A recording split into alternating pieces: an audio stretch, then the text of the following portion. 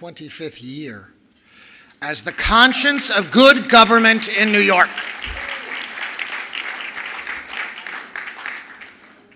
And we've come a long way from the Tammany Hall days, but I submit to you, ladies and gentlemen, that the mission of Citizens Union has never been more important than it is today, because holding government accountable at every level, local, state, and national, is something that every citizen has a profound interest in participating in.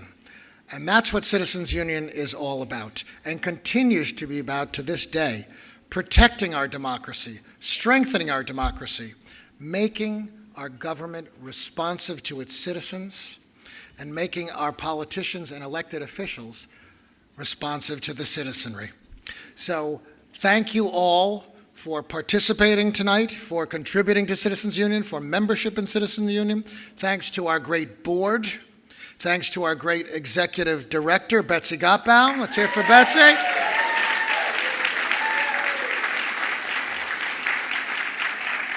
And on our 125th, we have some special people to thank. We had a special 125th anniversary committee. And of course, we thank the incredible Judy Rappaport-Blitzer and her fellow committee members, Christina Davis and Tony Smith. Thank you.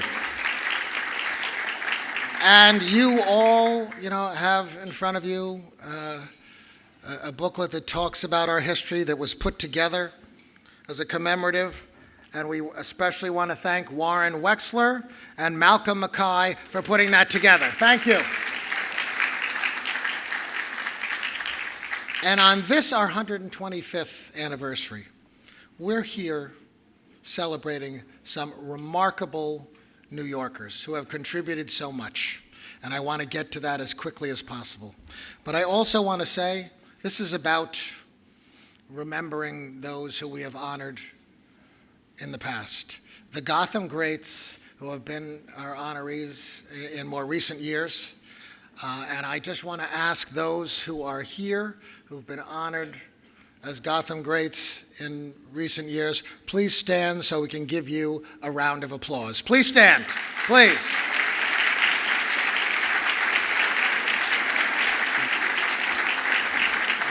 Thank you. As Eleanor's fan club said, she's the greatest Gotham Great. But I think you're pretty great too, Michael Cardozo. Ladies and gentlemen, tonight, as we celebrate our 125th, we wanted to take a moment to share with you a video of that special occasion. I will be back later, but I just from the bottom of my heart want to thank each and every one of you for your support of this great organization. We depend upon the support of New Yorkers like you, and you have made it possible for us to continue to do our work. So thank you, thank you, thank you. And now a video tribute. In 1897, corrupt political machines like New York's Tammany Hall controlled our city's democracy, trading government jobs for votes while stealing taxpayer dollars. A group of determined New Yorkers joined forces across party lines to establish Citizens Union, a nonpartisan, independent political party dedicated to combating corruption and delivering honest, effective, good government. Its 165 founders, including James Roosevelt, Carl Schurz, Elihu Root, and J.P. Morgan, among others, served the people, not the special interests. Just 4 years later, CU won its first citywide election when Seth Low became mayor of New York City, replacing political patronage jobs with merit-based civil service positions while improving education and public transportation. In 1908, Citizens Union reorganized and became a public watchdog, a good government group that concentrated on public policy and evaluating the qualifications of political candidates. Citizens Union also laid the groundwork creating the Campaign Finance Board, empowered to investigate alleged violations of the law, spending limits, and other campaign violations. Since then, Our voters directory is published every election year and is known for its accurate, fair, comprehensive, and nonpartisan candidate assessments. We've also successfully fought for increased police oversight and accountability and supported the creation of an independent state redistricting commission. Today, Citizens Union's preferred designation is a widely sought-after label by candidates for all offices. At the same time, Citizens Union Foundation developed Elect NYC, the most comprehensive information hub on the election, with biographies and summaries on all the candidates online. Citizens Union co-sponsors candidate debates and produces podcasts focused on public issues. We offer civic conversations with noted political, academic, government, and media leaders for lively discussions on current topics. And our award-winning Gotham Gazette provides an online source for news, public policy analysis, and investigative reporting. The people don't have enough organizations that are looking out for their interests in an Albany and a city government that too often is dominated by special interests. So that's where Citizens Union comes in, and that's why I've been a board member for over a decade and a half now. Citizens Union is the oldest good government group in New York. I want to thank all of our terrific donors over the past years. We have a wonderful board of directors, and I want to thank them too. And particularly I want to thank the people of the city of New York who seem to appreciate what Citizens Union does. Now is the time to join us in our effort to build a better New York. Citizens Union. Democracy is our business.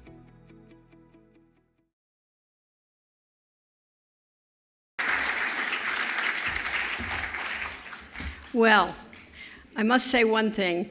We are the oldest good government group in New York.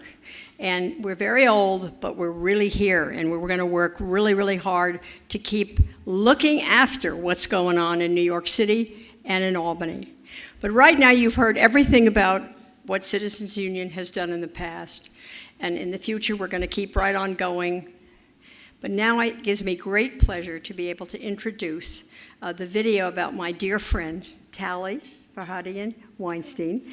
I'm going to show you the video first, and then we'll bring her up here to say a few words to you. Introducing Tali Farhadian Weinstein, one of Citizens Union's Gotham Greats. The thing that impressed me about Tali when I first met her was the breadth of her interests. I just had never met someone with such depth and breadth. Most of us have breadth, but we don't have the depth that Tali does. From the first moment that Tali and I met, we immediately bonded over our shared experiences as immigrants. We both arrived as young children, not knowing the language. It informed her desire to give back through both public service at some of the highest levels in government and her commitment to do pro bono work. I really like that she inspires us, and she always wants us to be our best selves and do whatever we think is right.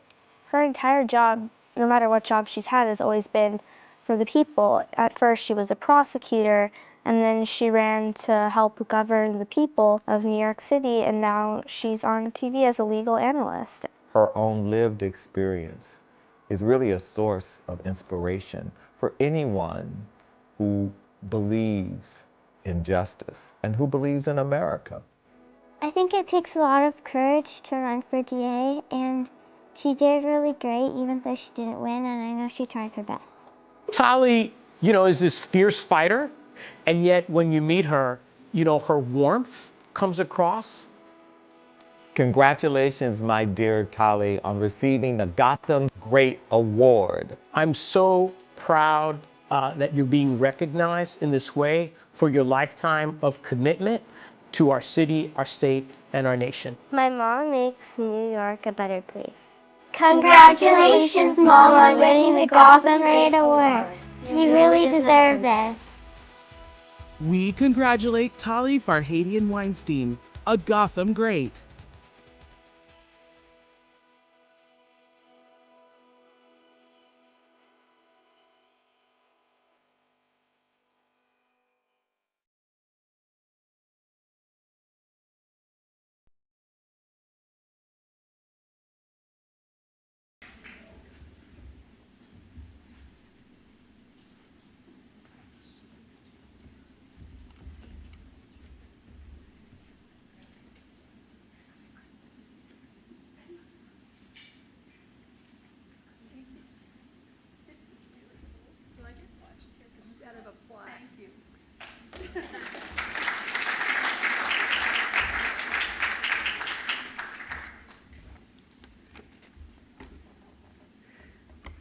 Well, predictably, I have been upstaged by my daughters.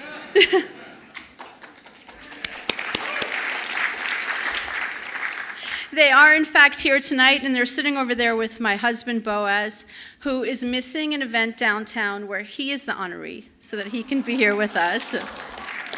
Thank you, Boaz. And thank you to Betsy, my friend. Betsy, you are this amazing combination of wise and impish. Serious about what you do, but also serious about making it fun, and you really are a New York treasure.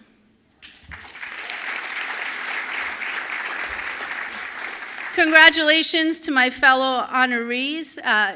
Loretta Lynch hired me to be a prosecutor, so it's a particular honor for me to be on a program with her. And congratulations to you, to Citizens Union, on this celebration of 125 years of outstanding work. Transparency, accountability, accessibility, honesty, and ethics.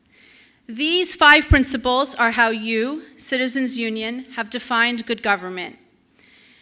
And as you know, I've spent most of my career as a prosecutor, first in the federal system and then in the state system.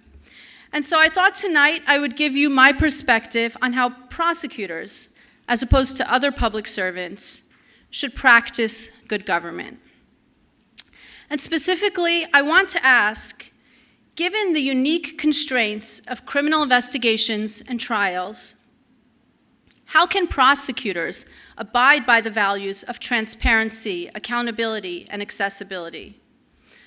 Prosecutors are not exactly associated with transparency, for starters. Indeed, opacity and a dispassionate demeanor are prized qualities.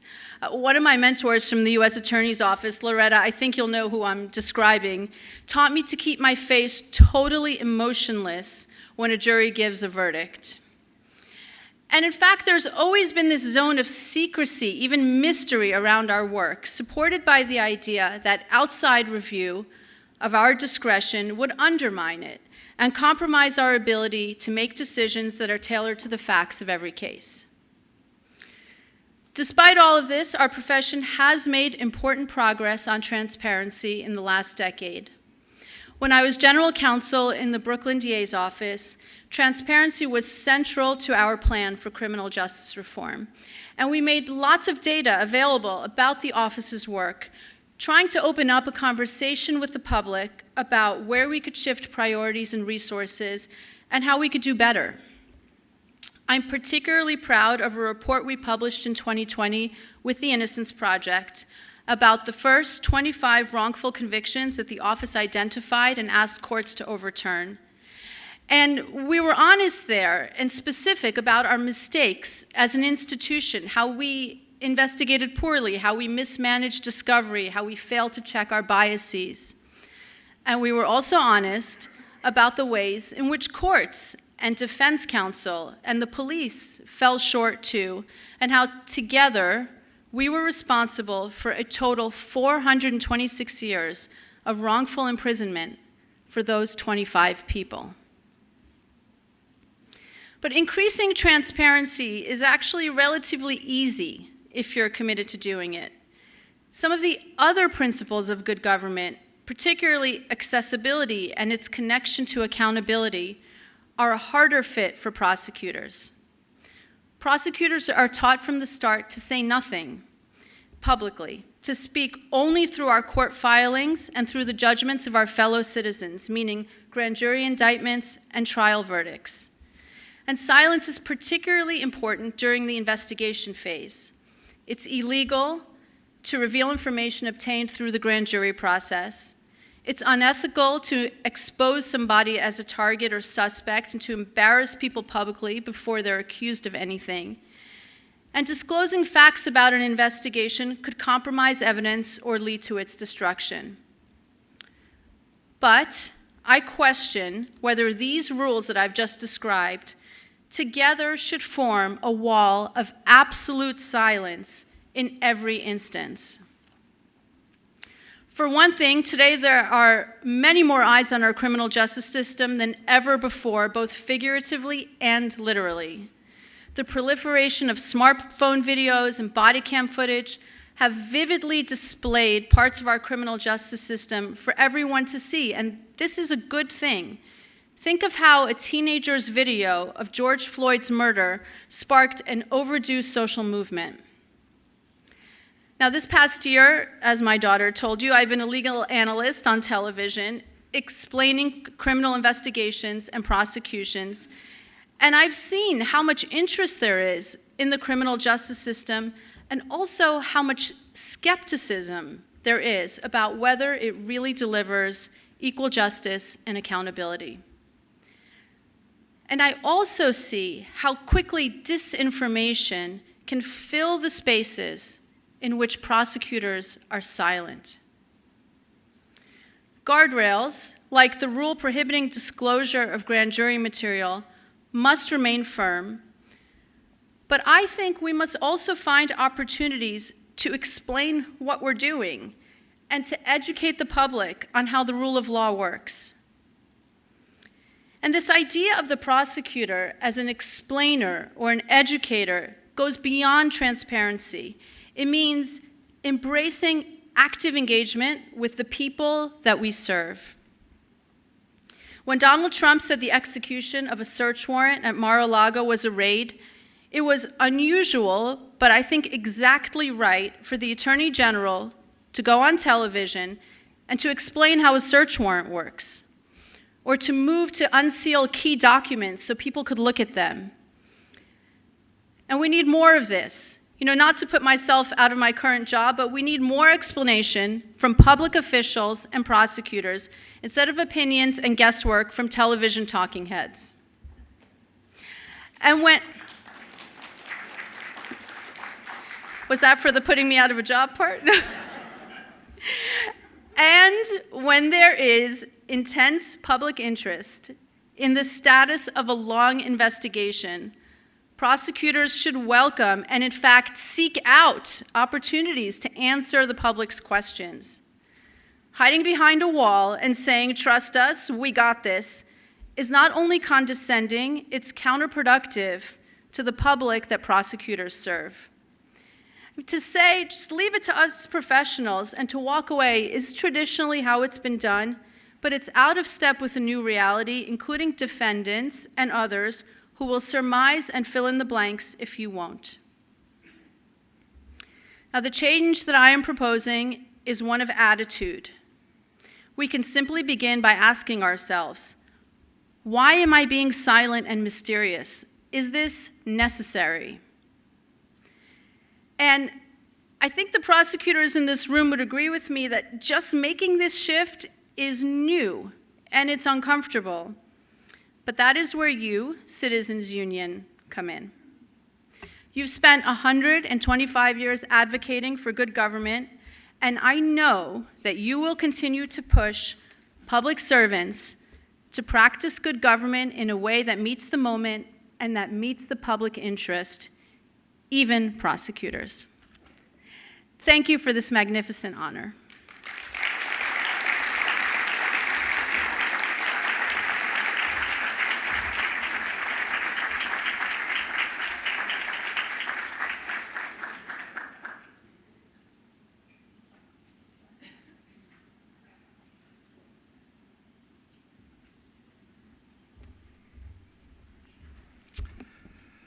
That's a tough act to follow.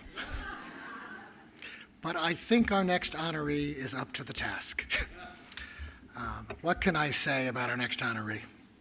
That she's broken barriers, glass ceilings, that she's had an extraordinary career that's the envy of every lawyer in both public service and in private practice, that she was a crusading U.S. attorney who did such a great job, she was recruited to come back and do it again, and then rose to the highest ranks of the Justice Department as Attorney General. Ladies and gentlemen, I give you our next Gotham great, Loretta Lynch. Introducing Loretta Lynch, one of Citizens Union's Gotham Greats. I've known Loretta Lynch since August of 1981, when we were both 1L law students at Harvard Law School. She was obviously brilliant and everyone gravitated to her. I'm Zachary Carter, and I have known Loretta Lynch for more than 30 years.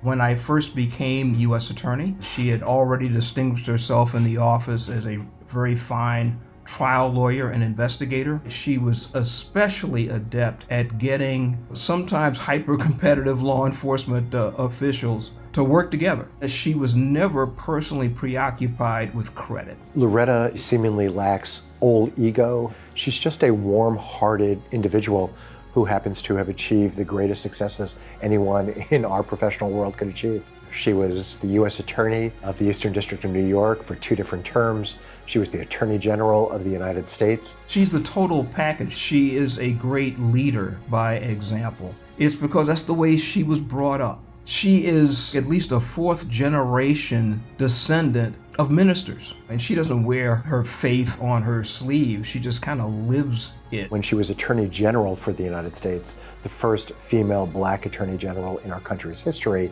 she focused on safeguarding and protecting our democracy. As a partner at Paul Weiss, she's taken on all sorts of pro bono causes, such as reproductive choice, preventing voter disenfranchisement. So the same commitment she had when she was in public service, she's brought to the private sector, and everyone at Paul Weiss and everyone in New York City is a beneficiary of her commitment to justice and to democracy.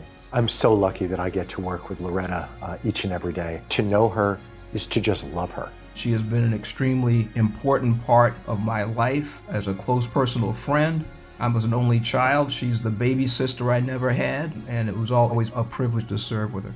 Loretta, congratulations on winning the Gotham Great Award. It is so richly deserved. We congratulate Loretta Lynch, a Gotham Great.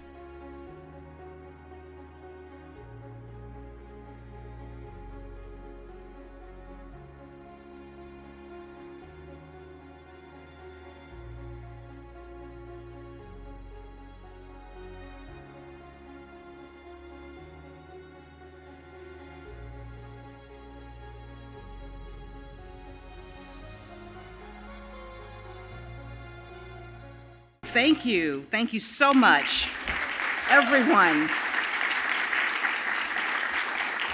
Thank you, Randy, for that warm introduction and for your years of service to the public, both in and out of government.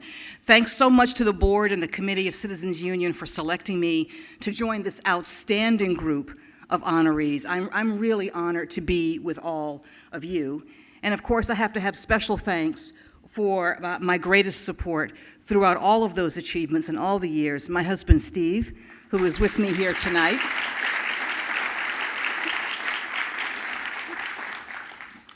I'm just so happy to be with you all in person. So things are opening up, but we still have to be careful. And so with that care, the events that we choose to make, the places to which we choose to come are really special. They mean something to us. And so I think it's so important that all of you chose to be here this evening. It really, really is wonderful. So I want to talk a little bit about, we've talked about Citizens Union, its great history. It's wonderful to be here for an anniversary. They're very special events. We look back and we commemorate how far an organization has come, but they really are the time and the place for which we can look forward and draw inspiration for the hard work to come. And yes, there is some hard work ahead of us. There just is. There just is. Because if you say in this day and age that our democracy is facing a challenge, you've really uttered a profound understatement. You really have. I think I'm probably joined by all of you in saying that I'm actually still reeling from the events of January 6th, watching that happen. Even as I watch the hearings unfold, what takes me back to that day, to something I never thought I would see, the Confederate flag in the United States Capitol. Never thought I would see that. Reeling from a group of people who decided not just to reject the results of an election, but to literally reject the cornerstone of our democracy, the peaceful transfer of power. And so we're seeing so many more challenges to everything that we thought was so secure and that we, in fact, hold dear. We are now seeing, for example, the culmination of generations of effort to literally curtail and roll back the right to vote. Yes, the cornerstone of our democracy, a right that was literally won by blood of people who went before us. We've been completely whipsawed by the reversal of a woman's right to choose when and how to have a family. That has completely taken us to storm. And just as we were coming to grips with our country's painful history of exclusion, we are seeing in state after state, city after city, efforts to literally erase our history, to not even talk about the most painful things that we've overcome in some sort of muddled version of manifest destiny that's designed not to make some people uncomfortable. This is really hard to see. It is. And I know for everyone in this room, it's also painful and just as hard as it is for me to comprehend. But it is really important, it's really key that we see these repressive efforts for what they truly are, not as an advancement of anything, but in fact, a backlash to generations of progress and change that we have made, and real change that we will not relinquish. We're not going backwards.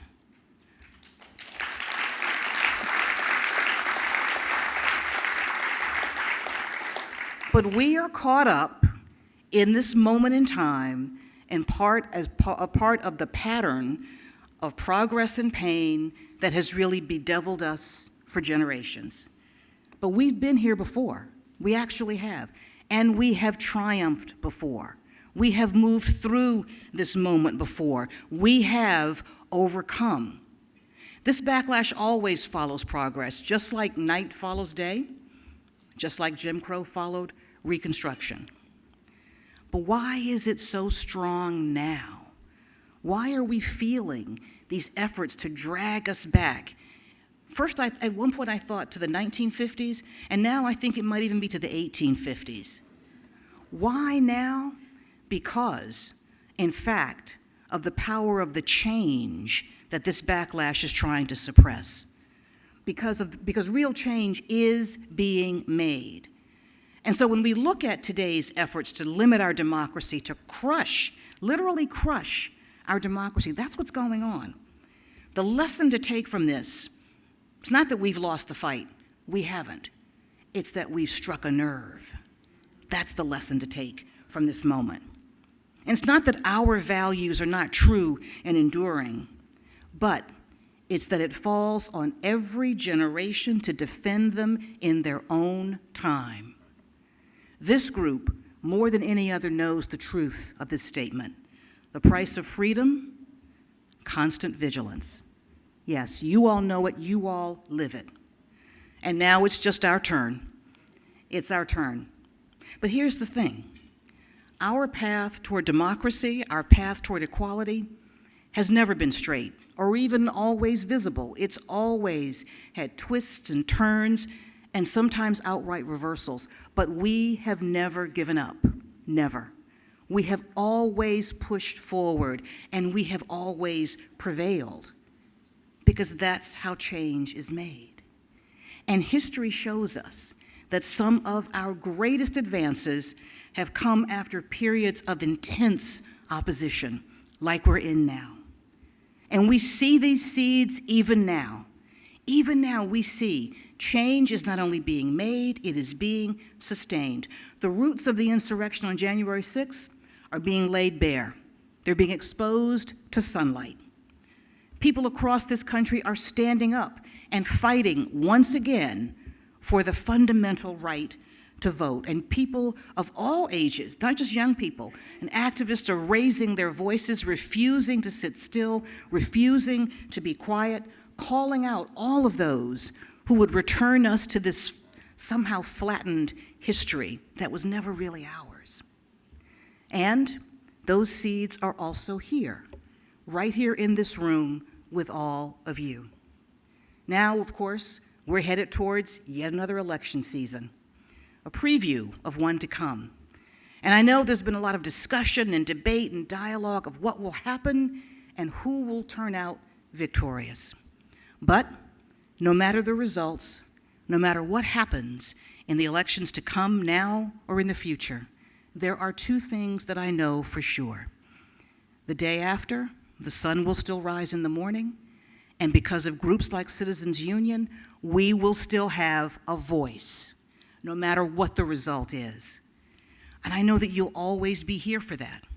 So I want to thank you once again, not just for this wonderful honor, which I truly, truly appreciate. It means the world of me coming from so many friends and peers like you. But thank you also for your dedication, for your commitment to good government, to our government, to government of the people, by the people, and truly, truly for the people. Thank you so very much.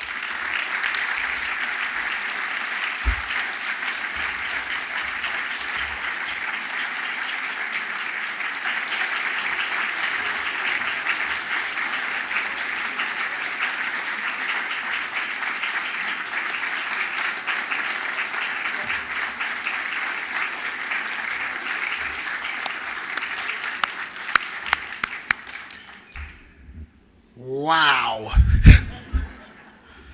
I think our first two honorees deserve another round of applause.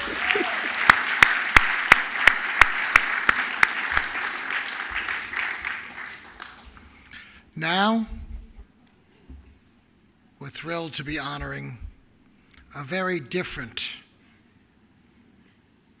great New Yorkers, a very different couple who have contributed to New York City in such material and fundamental ways through housing. Their company, A&E, manages a portfolio of 20,000 units, 15,000 of them rent stabilized. They give New Yorkers what they need most, a home. Now, ladies and gentlemen, Wendy and Doug Eisenberg, they've been married for 24 years. 3 kids.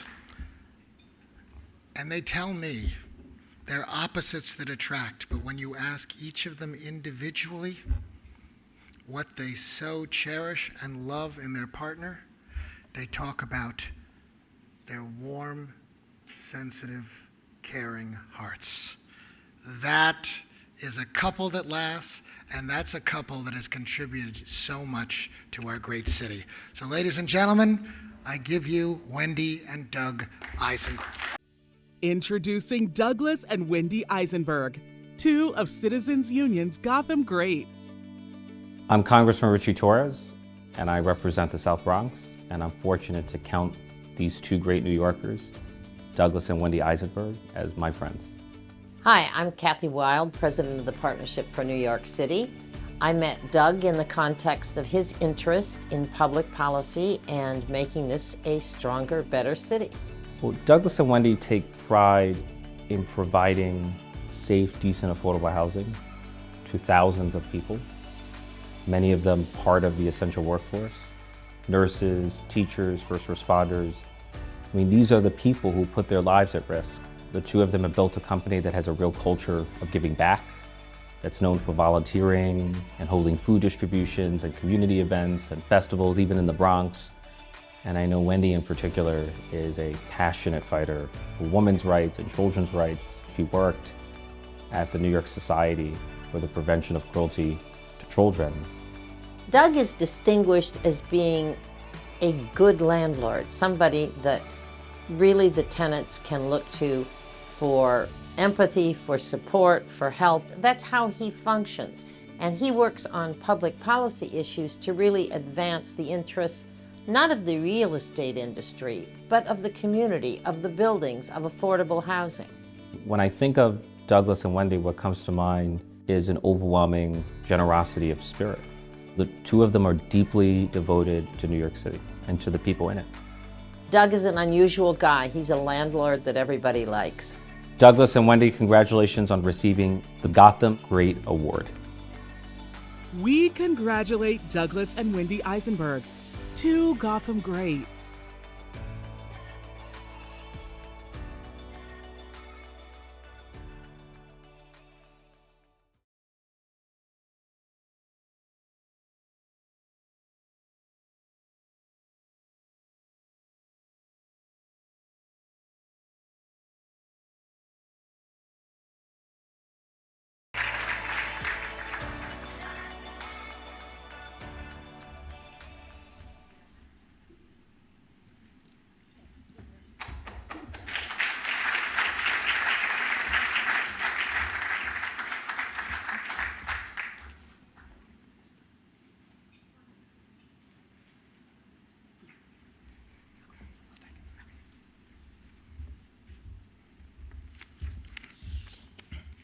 Good luck.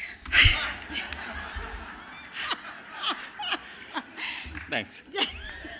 Well, first, congratulations to the other honorees. Thank you to Randy, Kathy, and Citizens Union. As you heard, I'm Douglas Eisenberg, together with my wife, Wendy. We're the founders of A&E Real Estate, and we're delighted to join with all of you tonight to support Citizens Union. I was born in New York City.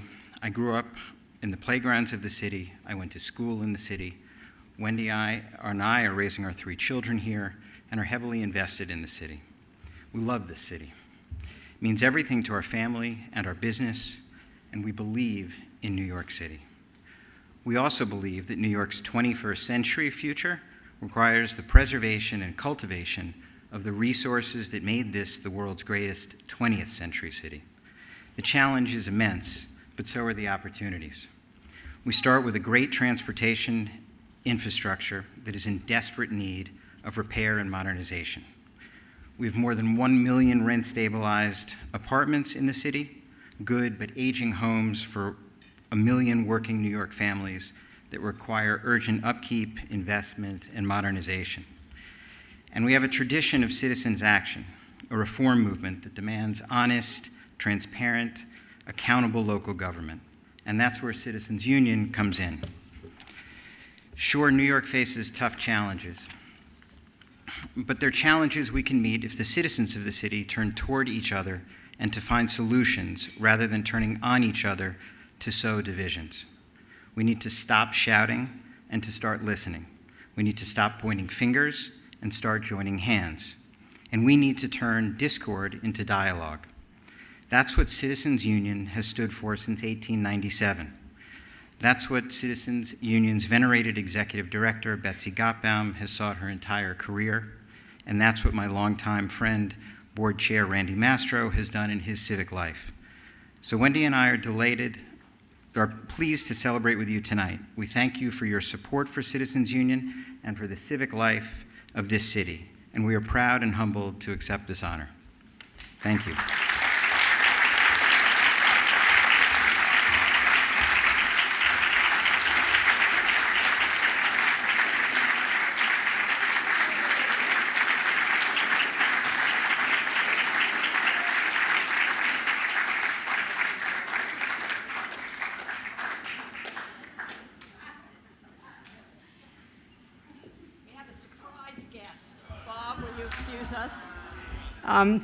My surprise guest is my very dear friend of long standing, not old, right? And Eric came by as a surprise and just to celebrate Citizens Union and all of you. So I introduce you to our mayor of New York, Eric Adams.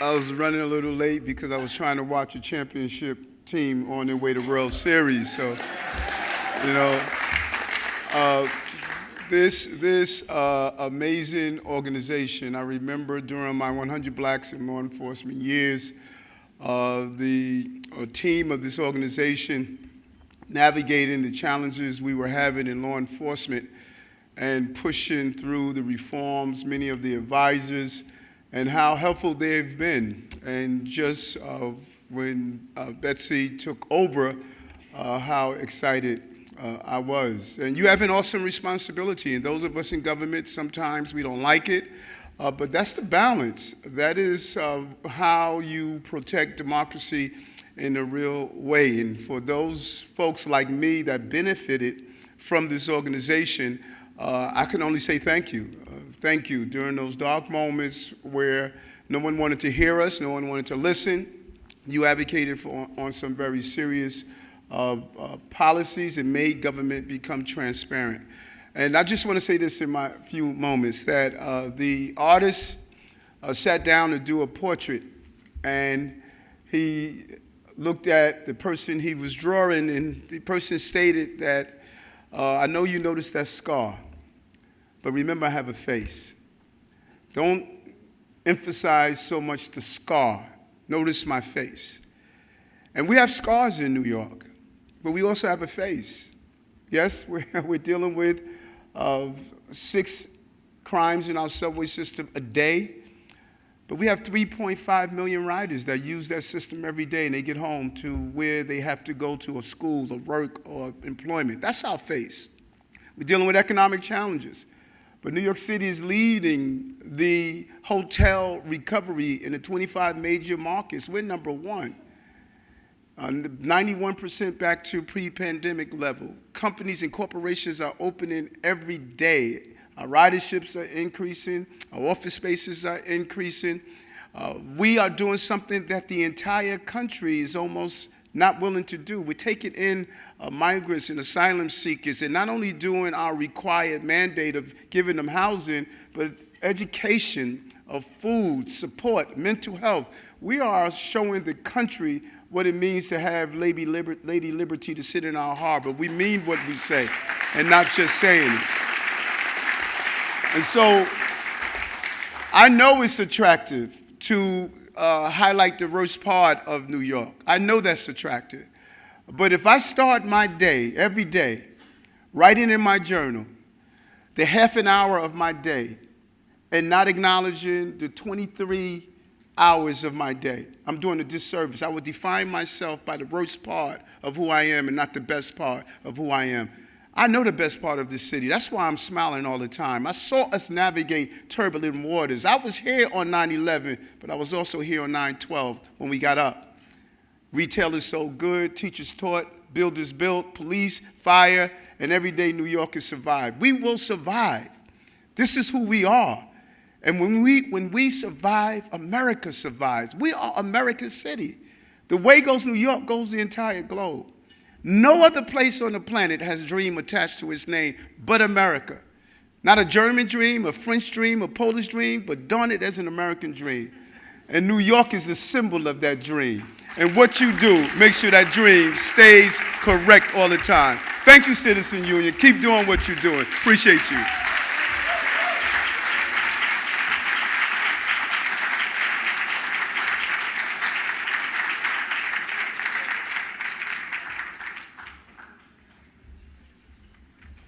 It's always great to have a special guest, a surprise guest.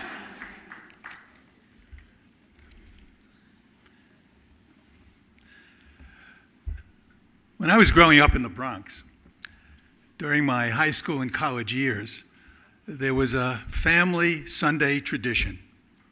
My dad and I would sit in front of a television on Sunday morning and look for the public affairs programming. Channel 4, WNBC, would have Face the Nation. That was the national program.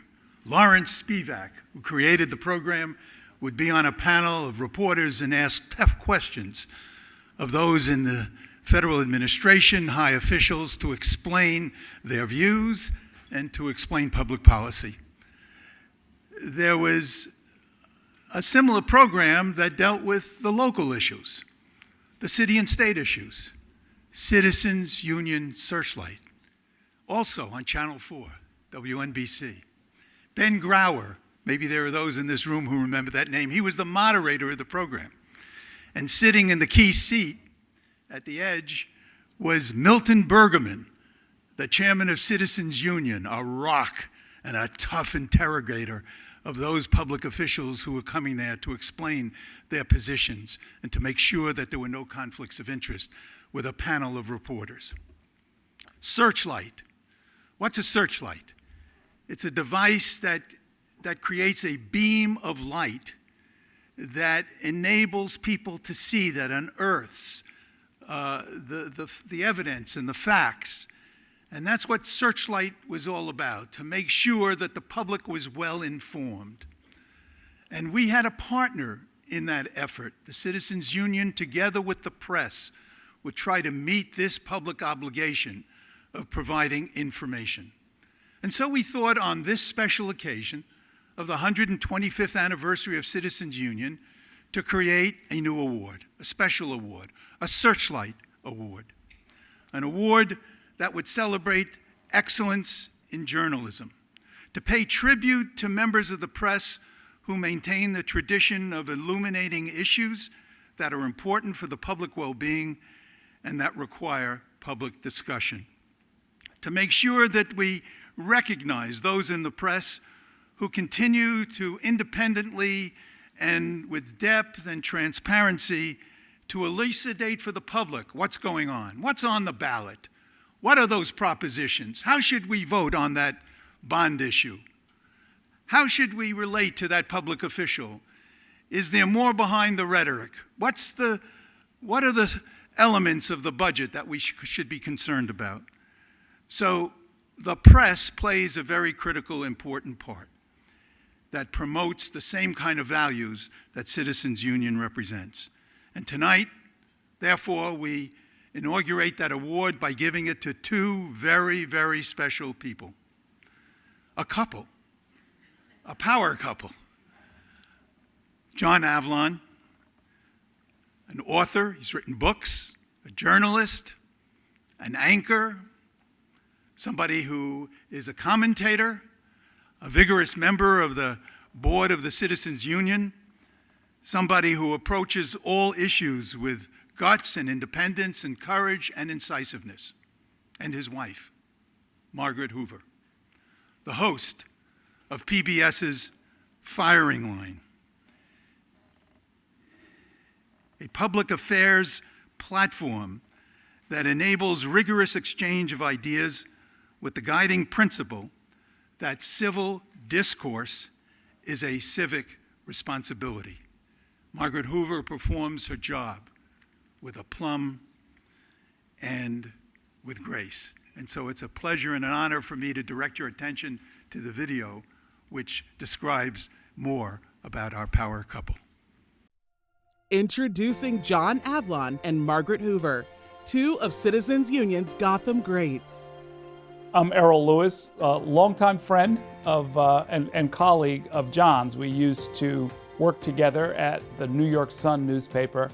And I'm Juanita Scarlett. I met John when he was a reporter for the New York Sun, where he worked with Errol. And I think it was shortly after they started dating that I met Margaret, and she was just so incredible, so beautiful, so smart, and so committed to being a great journalist.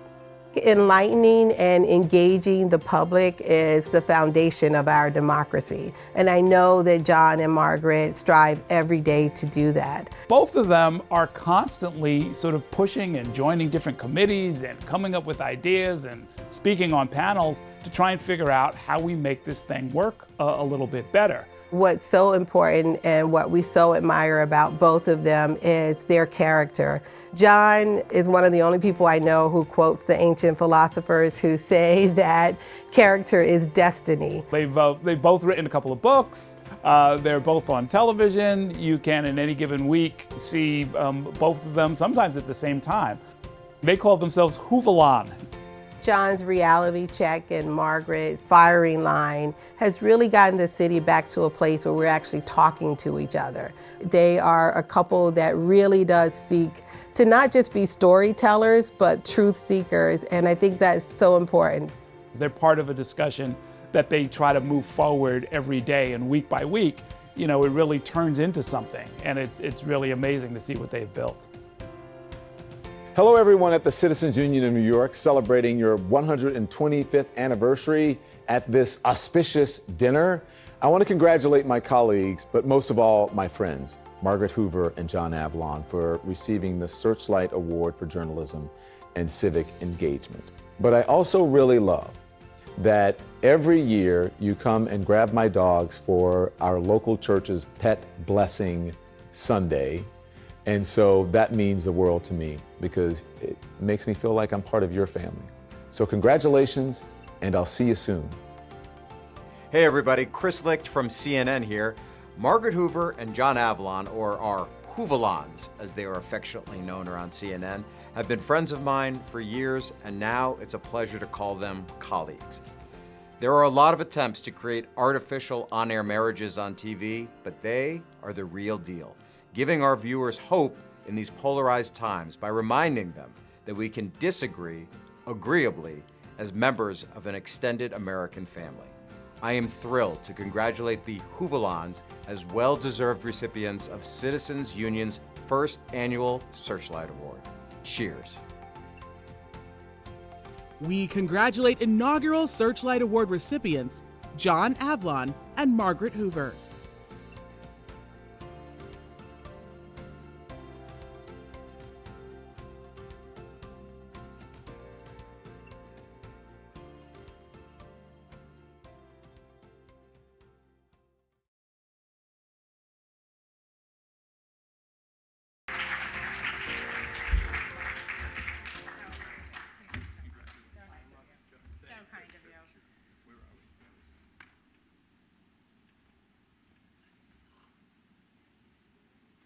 Baseball too.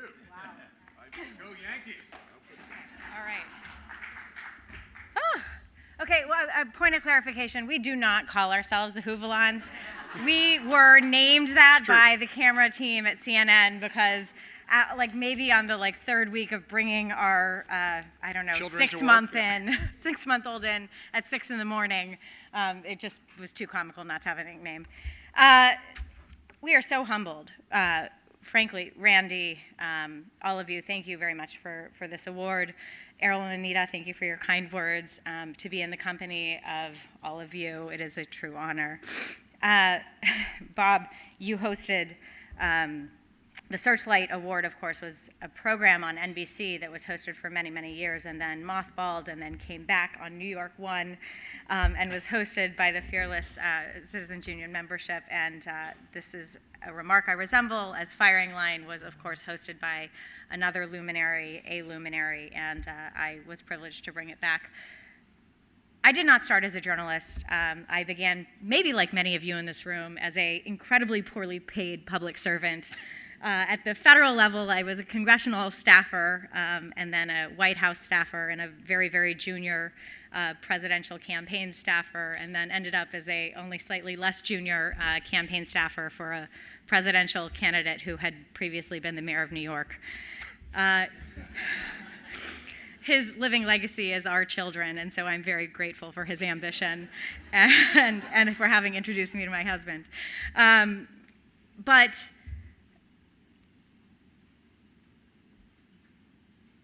as a journalist, it's the same patriotic passion that inspired us to be poorly paid public servants that I think inspires us to also sit down and ask probing questions and bring clarity and transparency to this incredible democracy we live in. And Randy, you said democracy is our business at Citizens Union, and that is the business of a journalist. That business is, of course, protected in the First Amendment. Congress shall make no law respecting an establishment of religion or prohibiting the free exercise thereof or abridging the freedom of speech or the press. Or of the press. Those 4 words were shoved in there by James Madison, who later, in defense of them, when the Alien and Sedition Acts were passed and he argued against its unconstitutionality, he said Americans ought to be outraged because they are leveled against the right of freely examining public characters and measures, and of free communication among the people thereon, which has ever been justly deemed the only effectual guardian of every other right.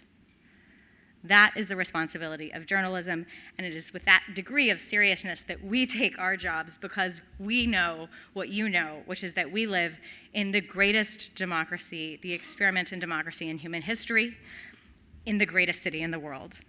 And as Attorney General Lynch said, these are trying times in our city and in our democracy.